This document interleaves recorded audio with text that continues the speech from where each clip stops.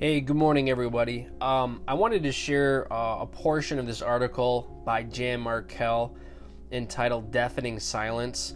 This really stuck out to me as interesting that certain churches are going out of their way to attack those of us who look to our blessed hope and study the end times. And so I'm just going to read a portion of this article, a good portion of this article, and then I will include the link for you guys to read the rest. She goes on to say, a ministry supporter in Washington State a few years ago sent me a flyer that was handed out in his church. It was more mocking. The flyer asks if folks have met End Times Eddie in the church. It denigrates Eddie and suggests he's so focused on end times that he has missed all the present opportunities and people in front of him. Eddie is doom and gloom.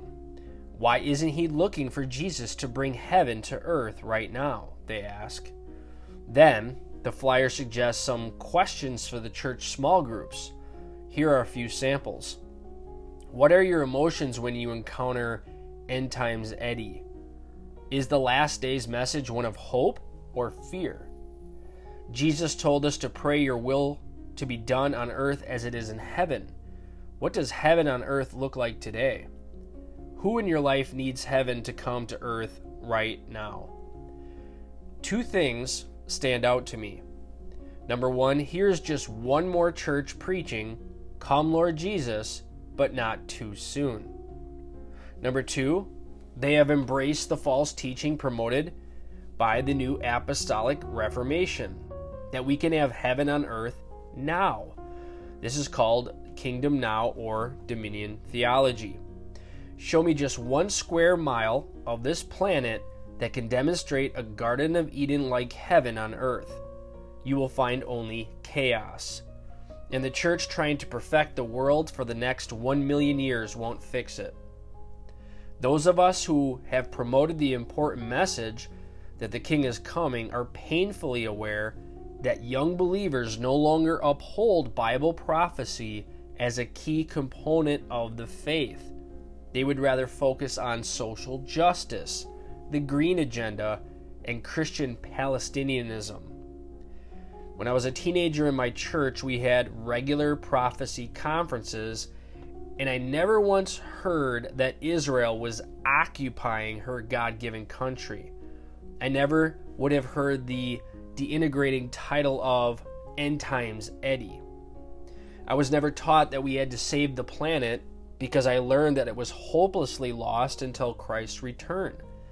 I was never given the delusional teaching that in time my church would be able to save the planet by seizing the Genesis mandate of dominion, which is about dominion over animals and not mankind. Kingdom Now or Dominion theology tries to humanize God and deify man. Sadly, the world will continue to deteriorate and spiral into chaos, forcing man to consider the hope of heaven and abandon thoughts of a glorified earth. Only when Jesus Christ returns at the second coming will all things be made new. The church is not in the business of taking anything away from Satan but the souls of men. The world is a sinking Titanic, ripe for judgment, not Garden of Eden-like perfection. Jesus will take dominion of the cleansed earth. For men to speak of doing that before the judgment of this earth is spiritually arrogant. Yet, End Times Eddie is one with the unsound theology according to the Washington Church, not those preaching the unsound theology that the church can perfect the world. One of my conference attendees wrote me recently. He had been tagged in End Times Eddie. He writes, quote, "I no longer feel safe talking about the issues you deal with in your ministry. I am scorned and ridiculed by friends, family, and coworkers as if I talk about the Lord's imminent return or any prominent headline.